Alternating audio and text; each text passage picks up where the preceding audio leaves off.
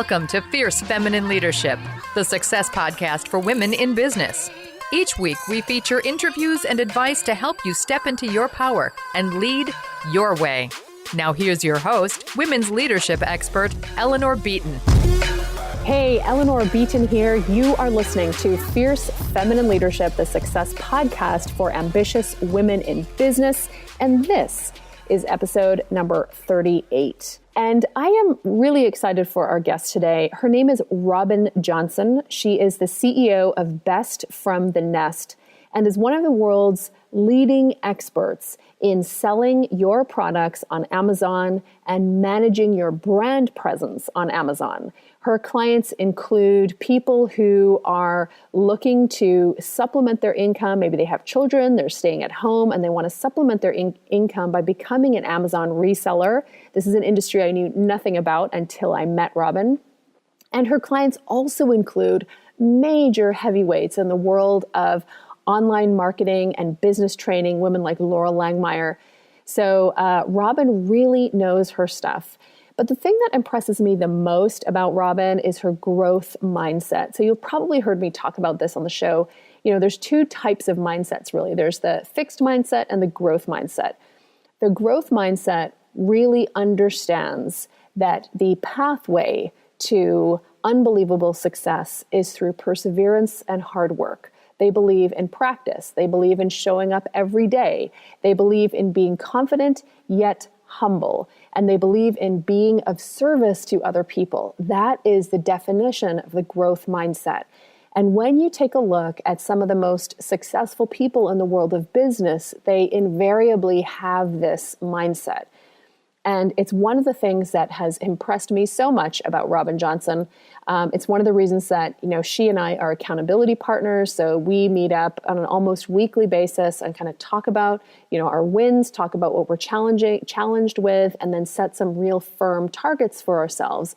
And we hold each other accountable. She's based in Phoenix, Arizona. She's going to tell you her remarkable story. But bottom line is, she was a youth minister who, with her husband, Nate, who's a fabulous guy, and their two kids, they were really struggling financially. And so she decided to supplement her income as a youth minister by going around to garage sales and buying stuff that she could then resell on eBay. Well, she was remarkable at it because she's a master of systems and processes.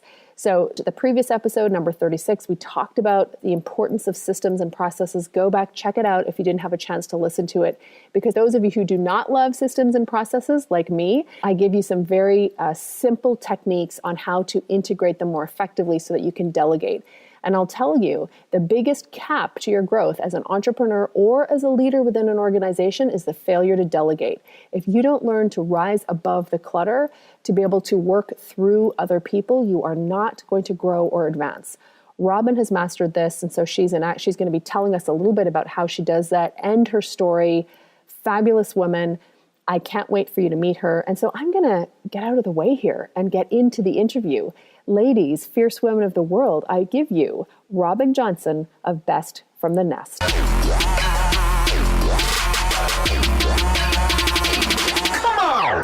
Robyn Johnson, welcome to Fierce Feminine Leadership. Thank you so much for having me. I'm so excited to be here.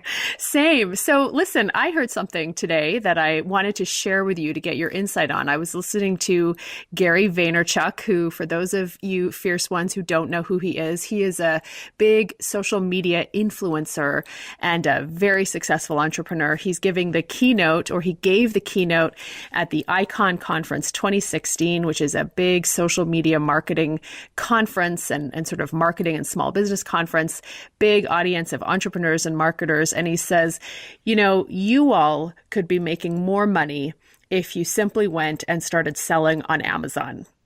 So what do you think about that, Robyn? I think he's probably right, because there is so much money to be made in the Amazon area. And it's such a, it's funny because in our space, we've been living and breathing it for so long. People are like, oh, it's saturated, but it's not. It is still the Wild West. It's an emerging place, and there's still so much room to play.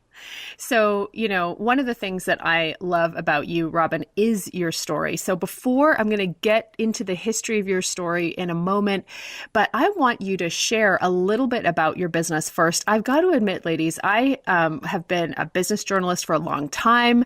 I've been a coach and mentor. I've been around the business world for a long time. I know the ins and outs of a lot of different types of businesses, but Robyns is one business that I just find fascinating and super complicated. So I would love for you to share with us, what is it that you do at Best from the Nest?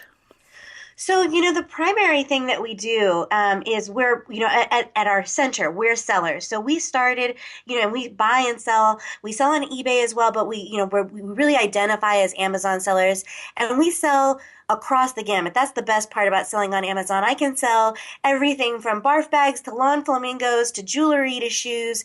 And so we source in a variety of different items, and we've really built that business up quite big. And then the other thing that we do is we help individuals and brands start, grow, and scale their business on Amazon, and really help brands manage their presence on Amazon. So we have really become the experts when it comes to dealing with the Amazon marketplace for people who are individuals looking to start an e-commerce business, and then for companies that are looking to kind of manage their presence there.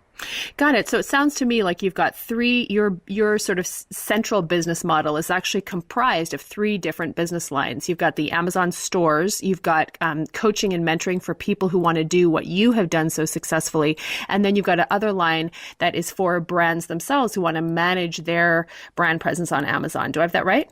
Yep, that's right. Awesome. So when you look at those different models, tell me a little bit about each of them. Which is your favorite? Which do you find to be? Tell me a little bit about kind of the business model itself. So, with the buying and selling on Amazon, it really kind of activates my treasure hunter, my, like getting to find a good deal and, being able to kind of stack the things. It's a strategic game. And I really enjoy that. But I've really, as I've moved into the coaching and mentoring with the individuals and the brands, I found that, I used to be a youth minister. So I found that getting to work with people one-on-one and develop their skills is something I truly enjoy. So we have, an academy that teaches people how to start a business like this. And then we have group coaching as well, and one-on-one, of course. But what it does is it allows me to really watch people kind of grow up and go through some of the similar processes that we have gone through. And we're able to really help them push through those plateaus. They're really, when we started, there really wasn't anybody else to ask these questions. So being able to provide that support has been a truly remarkable experience. Got it. So I would love for you actually to take us back to where you started. You referenced the fact that you were a youth minister. And, for anyone who's looking at learning about Amazon, I have to say I know Robyn well. I have been able to kind of observe her in action for some time. And I mean, Robyn, you're an amazing teacher. And I feel like that comes from your youth ministry background. Can you take us way back to when you started the business and how you got started in the first place? Yeah, so I was working for a church. I originally started off as a youth minister. I was working then with the little kids. I had my son, and things were tight because he had some health issues, and health issues kind of lead to money issues because all of those bills come in, and things were tight, but it was okay. And then we had my daughter, and things got really tight. And the joke around the church was that the benefits are out of this world because the pay is not. I love it. And so I just needed, we were on the Dave Ramsey plan. We were just trying to, get our emergency fund and pay off our, debt. And so I remember I was on my way back from a trip to California, and I heard about this lady who was buying and selling things on Craigslist, used strollers. I was like, I could do that. So I took $100 out of my emergency fund. I can remember the 520s in my hand. And for weeks and weeks after that, my 3.5-year-old and my 6-month-old daughter, we would, get up at 5 a.m. I'd make some hot cocoa for my son. I'm pretty sure his first sight word was garage, because we would go from garage sale to garage sale, and we would buy things, clean them up, sell them on Craigslist. From there, we moved to eBay, to Amazon, and in just a few short years, we built $1 million business from that. That's amazing. And where were you doing this? So we were doing this all out of my home. In fact, we didn't even get a warehouse until about a year and a half ago. So we were doing well over $500,000 in sales from my house. My house, I kind of waited a little too long to get a commercial space because we have a 4-bedroom house and my kids were sharing a room. But it was, we had employees that were working out of our home. And it was great because I was able to really kind of have a little bit of both. I was able to be there for every moment of my kids. I was able to really structure my entire day around their school schedule when they were, in that pre-kindergarten stage. And then as they've kind of grown in, now my daughter is in kindergarten and my oldest son is in 2nd grade. So I'm able to, change my model a little bit. And now I'm able to do more travel. I'm able to be at the warehouse more. So the business has really grown up with my family. Got it. And so tell me again, how long have you been in business total? For about 5 years now. Got it. So you went from 0 to 7 figures in under 5 years. Do I have that right? That's correct. Yeah. Awesome. So love that. Just 2% of women-owned businesses hit that 7-figure mark. So when you look at your experience, building, scaling a business, creating multiple revenue streams from that business, what was kind of the key turning point for you or the critical strategy that you put into place that allowed you to create these kinds of results? So, when we started, at that first sale, most people in e-commerce have a story about their first sale, and it's kind of like that. It's like a drug almost. And then when you realize, you're like, okay, this business model isn't pretend. Like I could really do this. But so I think that getting that first sale as soon as possible is really important when you're starting a business. It's important to have a model that I think that you can get some instant feedback if you don't have any business experience. If you have more experience, I think you can have that bigger gap there. But I think the next biggest thing is we really set out to be very intentional. We knew what we wanted. We knew what we needed to yield. And so we started to really do the math and say, okay, this is how much of my business costs me to run. And this is how much my profit margins are.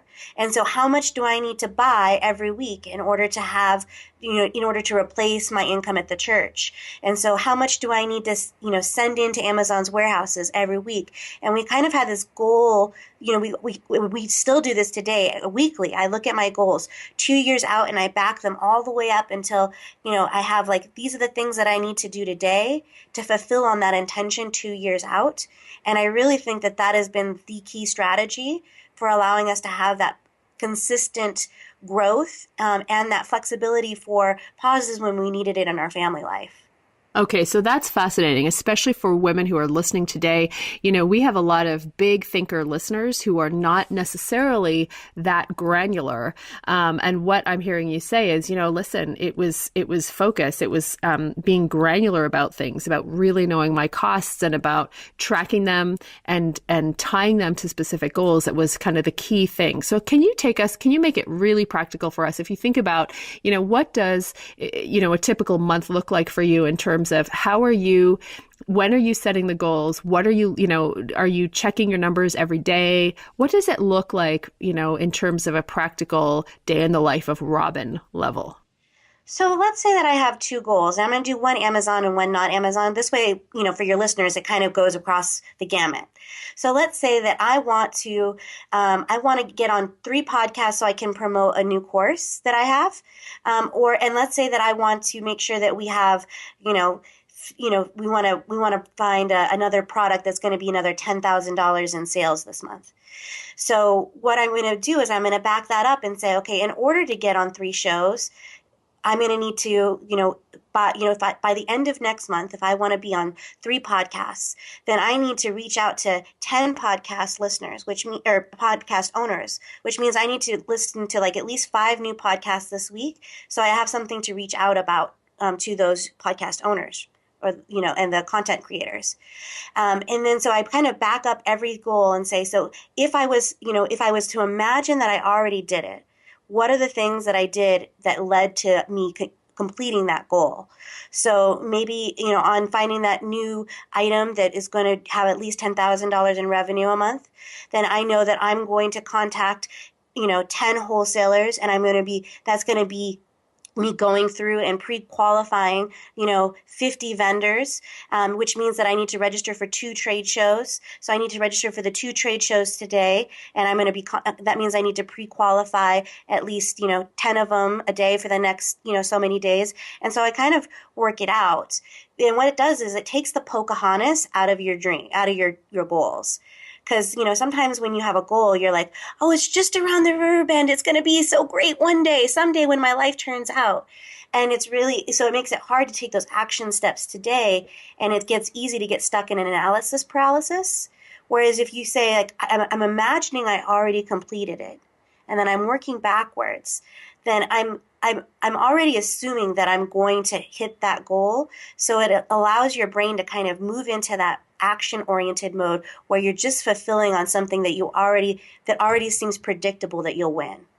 Got it. And so question for you, one of the things that I see constantly in the women that I work with and that are part of this tribe is, if you are a leader, if you're an entrepreneur, that generally means that you have more ideas than you can possibly execute on. So, one of the things that I'm always encouraging my ladies to do is to drastically reduce the number of goals that they're working toward at any one time. Would love to hear your philosophy on that. And when you look at your goal setting, are you pursuing multiple goals at once, or how do you work that out? So if you haven't read The Pumpkin Plan by Mike Michalowicz, it's very good. But I would recommend that book. But saying no to things is almost more important than saying yes.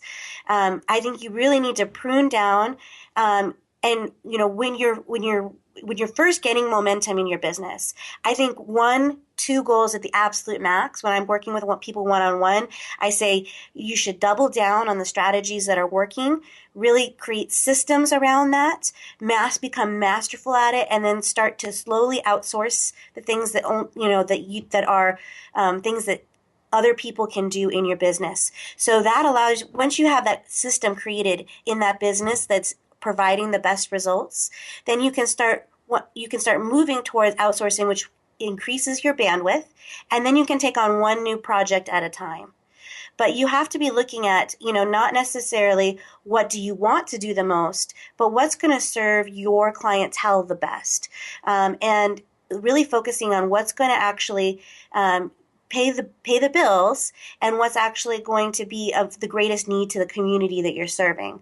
So, because if you try to do, that fear of missing out, like, oh, what if that's that $1 million idea and I didn't try it? But if you're trying 10 ideas and you're not really focusing and executing well on any of them, then it's not going to be $1 million idea, even if that was your one shot.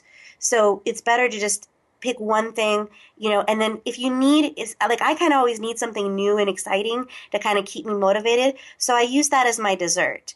So after I've completed all the tasks of the parts of my business that are, the bread and butter of our core competencies, then I can kind of play with new ideas. But I keep that as the end to keep me motivated and pushing forward. Got it. And how do you divide your time? So you've got a business that has 3 different revenue streams that I'm presuming, clearly they're related, but they also separate, function as 3 entities. How do you divide your time between the 3 of those? How do you decide who gets attention on which day? What does that look like? So we've really set up systems so that, so every time we branch off into a new stream of income, we create as many systems as we can around the existing businesses so that runs pretty much on automatic. And so with our Amazon business now, we have people who do a lot of the packing. We have lists of things that we buy, and we've really systemized how we find those new items. So I'm really just making I'm making the decisions. So people are bringing me the data, I'm checking the data, and then that's like a once every other week kind of thing. And then pretty much everything else is running on its own because I've empowered really great people to handle those things. And it was really hard for me to let go of those things at first. But now being able to do that, I'm able to help other entrepreneurs at a much greater level. And so the same thing when we started working with, one-on-one with coaching clients. At first, we were doing a lot of it very, there wasn't a lot of systems to it, but now we've really developed a lot of systems in the way that we're doing things. So it takes less and less time. So I have more time to devote to my one-on-one mentoring students and to new projects that might be coming along. Got it. And I just want to, distinguish to the ladies who are listening, what you are hearing as Robyn starts to describe her process is the difference between the technician and the entrepreneur. So really easy for entrepreneurs, quote unquote entrepreneurs, or people who have businesses to get stuck in the technician mindset. So as a technician, Robyn had an incredible competency around choosing items, selling them on Amazon at the right price, just knowing how to do that. That's Robyn, the technician. Robyn, the entrepreneur, is the person who can see the big picture and who can systematize what it is that she does. So she probably had some kind of, unconscious competence. She's so good at what she did, that allowed her to create the success that, in a business that was doing 7 figures selling on Amazon. She takes that unconscious competence, that technical side of things, she breaks it down into systems that other people can follow. She delegates that work so that she can focus on the strategy, working on the business versus in the business. That's the jump that you make from being a technician to being a true entrepreneur. Robyn, you said it was challenging for you to make that leap. What did you have to tell yourself? Because I know that this is something that women struggle with. I struggle with it sometimes. One of the truths is that as entrepreneurs, we are the biggest bottlenecks in our business. How did you get out of your own way? So, 'cause I found myself getting frustrated when I would hire somebody out and I'd be like, oh, well, it took them 2 hours. I could have done it in 15 minutes. And, so I would get frustrated. I'd be like, I'm paying them way too much because, it's just cheaper for me to do it because, because I was starting to relate to my time as free. And the moment that I realized that my time had value and my time had cost, and I started to really get my own self-worth, then I could really say, you know what? I have, even if I'm looking at the value I provide to other people, or the value that I can earn sourcing myself, if I was to, have to pay somebody to do this, it would cost me this much. So even if, I'm outsourcing something to somebody in the Philippines and, it takes them 4 hours where it would have taken me 15 minutes, I'm paying them a much lower wage. So it still benefits me. So once I started to realize there's a book, Rabbi Lapin wrote a book called Business Secrets of the Bible or something along those lines.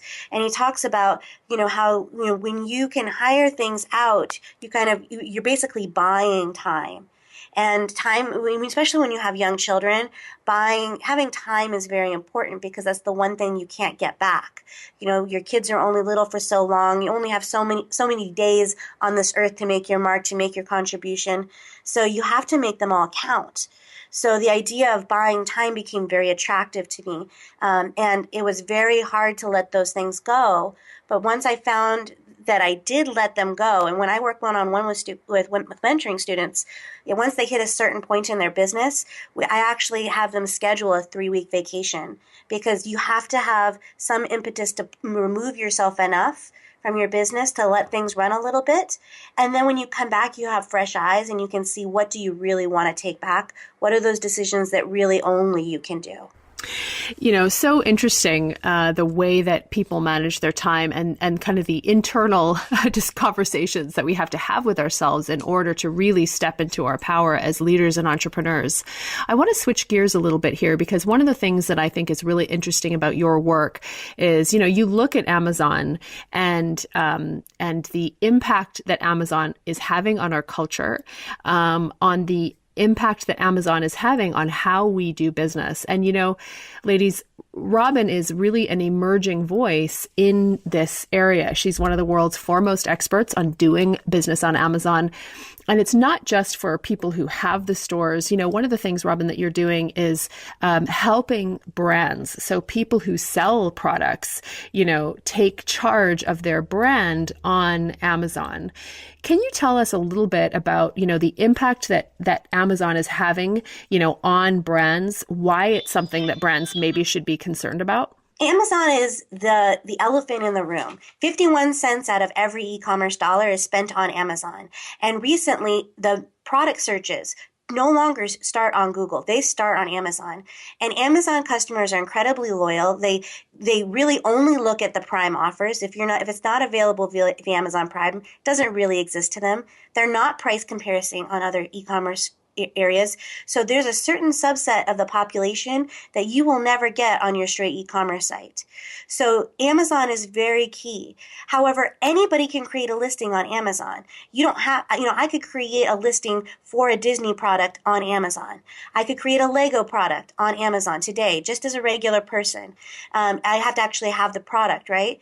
But how that product is represented is out of your control if you're not actively engaged in the platform. So there was a very high-end brand that in the picture, if somebody had taken the picture of this plush and it was on their dirty dining room table and there was literally a piece of cat poop in the picture. Oh my gosh. And like the other high-end brands where it's like on somebody's dirty bedspread is their beautiful product that they've invested their life savings. So when somebody's in a brick and mortar store and they go on Amazon to see the reviews, because let's just face it, people do that. Now they're looking and that's how your brand is portrayed, and you've just devalued your brand. And if you're not managing the resellers that are on your brand on Amazon, it can very easily devalue and cause price erosion in your brand, which will cause upset with your brick and mortar stores. And there are some ways that you can handle that and really manage it well so that you can really harness the power of Amazon to your benefits and not have it be a pain point in your business. Got it. And so that's what you're doing with companies, right? Like this is really an area of your business where companies that produce products can really interact with you because you are helping them. You're basically become their Amazon brand manager, or your company does. Do I have that right? Yes, because, I've been living, breathing, eating, sleeping Amazon for the last 5 years. I've read more of the terms of service than probably anybody out there because I'm a total nerd. But that's true. That's true. Yeah, I let my nerd flag fly, but that's okay. But I know Amazon, especially the Seller Central site, incredibly well. We know how to run their Amazon pay-per-click ads. We know what their policies are for everything from glass and really as a manufacturer brand, most especially those emerging brands, they just don't have the time and the resources to devote to that. And we really want to support emerging brands because that's really. We love watching somebody's dream really become that reality. Got it. Neat. And so you have, you do that one-on-one consulting with brands, but you are moving into a space where you're teaching companies how to do that, right? Yes, we are, because it's definitely a need in the space. And, we find that educated seller makes the marketplace better. Educated brands makes the marketplace better as well. So, it's really out of our fulfilling on our intention that the manufacturers, the resellers, that everybody has the best possible opportunity to make a wonderful living and to support each other instead of tearing each other down. Got it. So where can people go to learn more about you and the work that you do, your story? Where can they go? So if you want to find out more about me, you can go to bestfromthenest.com. So best like best in show, and then best from the nest like a bird's nest, because we started out as Robyn's Nest. I also have a podcast called The Unstoppable Entrepreneur Show that's available on iTunes and Stitcher Radio. Awesome. So I check out the podcast, ladies. I have been really listening to how you've been, as you can tell, Robyn is an excellent manager, excellent at managing things, paying attention to kind of the key indicators in your business. She has some really interesting episodes that are all about how she manages the money side of her business. They are fascinating. Go check it out. You might not be an Amazon seller, but there's some real gold there for women entrepreneurs who want to move from the technician to the true entrepreneur. And, if you want to do that, ladies, all the power to you. And it starts by knowing your numbers. Robyn, I want to wrap up by asking you some questions from the Proust questionnaire. Are you game? I'm totally game. All right. What is your idea of perfect happiness? So perfect means that something is static. And for me, I don't deal well with static. I think that having, the closest thing to having perfect happiness would be really connected being really connected to a source of joy. Because, and for me, that's my faith and my family, and my friends and the people that we have on our team. So I really feel like I do have that. And I think part of really experiencing happiness fully is embracing those moments that aren't unhappy, because it is through that contrast that we really get to appreciate and acknowledge that gift of those joyful moments bring to us. So I think that perfect happiness is acknowledging the whole and complete perfectness that you are, and being able to say wherever you are today is a great place, and being connected to the things that really provide that joy in your family, that joy like your family and your faith. What is your greatest fear? For a long time, my greatest fear was always that I was going to be a disappointment, that, everybody would find out that I was just not as cool as they thought I was. But I think, the greatest fear is that you'll disappoint your children, that somehow that I won't be enough for them. So I think that keeps me striving to always be the best version of myself, because, if something were to happen to me, if I was to make a mistake, I would like them to always be able to look back and know that I did everything that I could to cherish and love them, and to really set an example of that leadership that I hope to see in them as they grow. That's so beautiful. The kind of the positive tension of parenthood, where you're trying to live up to the promise of your own children. It's yes. Fascinating. Yeah, I totally get that. Which living person do you most admire? I know that you're going to, so really Sharon Lecter. She is such a woman of grace and strategy and love. And I look at the way that she is contributing to other people, and the way that her in the stand that she is for women entrepreneurs and women leaderships, and really the clearing and the space that she is for people to step into their own power, male and female. Like, if I can be a portion of the gift that she is to the world, then I would be very happy with my life. And what historical figure do you most identify with? Okay, so I think it's kind of like wishful thinking, because I'm not nearly as cool as him at all. But Pope John Paul is like the second is like my favorite guy ever, and like he had so much adversity, but he went through that adversity, and through that he found grace, and he made a contribution. So not that I think that I'm like him in any way, but I guess I want to be like him. Is that close enough? Can it be that I want to? Absolutely. We will allow aspirational. Okay. He's my aspirational then, yes. And then finally, what message would you like to leave our fierce listeners today? When you think about entrepreneurship, sometimes, especially like the fierce feminine leadership, it's kind of like being a superhero. And when you think back to those comic books, they always showed, Superman flying towards the wall, hand extended, and then they would show him heading towards the wall, and then the next time he would be pushed through. And I think sometimes as entrepreneurs, and especially as women leaders, we can really be focused in, and wow, we're not as graceful as that, because, things are just messy and all of that. When we're looking at the before and after frame, the frame that they never showed in those comic books was when the gravel was pushing his face back and digging into his eyes. And for the most part, that's going to be a big part. Living in that wall, that gap where you're really pushing through the wall, that's really what defines us, and is going to be those memories that are going to really characterize who we are as leaders and women. And we can't be judging ourselves off of somebody else's ending chapter and our middle chapter. So be sure to give yourself lots of grace. Judge yourself based off your own, best work, because you never really know what somebody else is going through, what their struggles are, or where, maybe they had some help. So, don't judge yourself too harshly based off others. Make sure you give yourself lots of grace, but also make sure you push yourself. Yeah, I love that. And it's so true, because, it hurts going through that wall sometimes. It's not comfortable, is it? No, Ingrid Vanderbilt said, if you want to be an entrepreneur, and she might have stole it from somebody else, but, if you want to be, an entrepreneur, you have to get really comfortable being uncomfortable.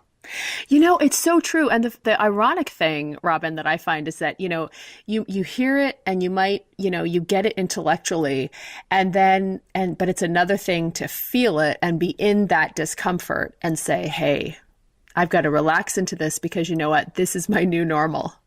Well, and you know what I've noticed, and as I've talked to other women, especially us A-type personalities that feel like we have to hold it all together, like whenever I get really close to getting to that next step, I feel like my life is spinning out of control and everything's falling apart. Oh, so, yes. So like at first I was looking, when I was first trying, I was like, that must mean there's something wrong. But now when I get that feeling like everything's falling apart, is going to destroy, I'm like, ooh, something good is coming. That's right. So sometimes it's just about reframing the context. So now when I'm like, oh, I can't breathe, I'm like, ooh, I'm going to get a pay raise this month. Ooh.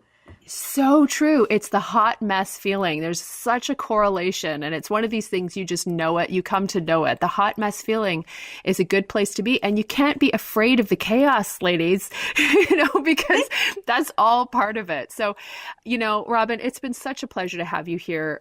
It is a wonderful gift to have, Robyn is an expert in her space. I knew she'd be a fabulous teacher. She's also a great friend. Fabulous to be able to share the discomfort and have somebody who I can talk to about what that's like. And thank you so much for joining us here today, Robyn. Thank you. And thank you for this amazing podcast. I love listening to it. Thanks. Thanks so much for listening. And until next time, stay fierce.